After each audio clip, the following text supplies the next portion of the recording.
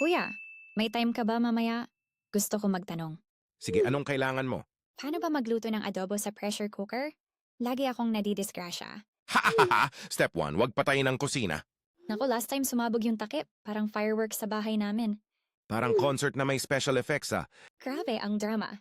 Ano next step? 10 kutsara ng suka pero wag sobra. Baka magka-acid trip tayo. Hahaha, acid trip sa adobo may kasama bang dance number? Kung dance number yan, ikaw ang choreographer. Huwag kalimutan yung bawang. Bawang na malakas parang amoy gatas ng kapitbahay. Natural lang yan. Lahat ng lutuin may sariling personality. True.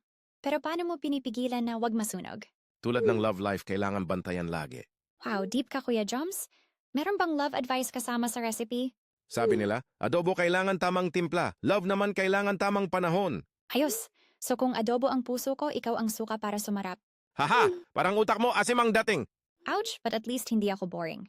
Balita ko, ikaw daw ang adobong luto ng nanay. Oo, sabi nila, luto ko kasi may kasamang pagmamahal at konting tamis ng saya. Mukhang kailangan kitang bisitahin para matikman. Sige, pero dala mo ang suka mo para kompletong adobo. Deal. Pero promise, wag mo akong patayin sa asim.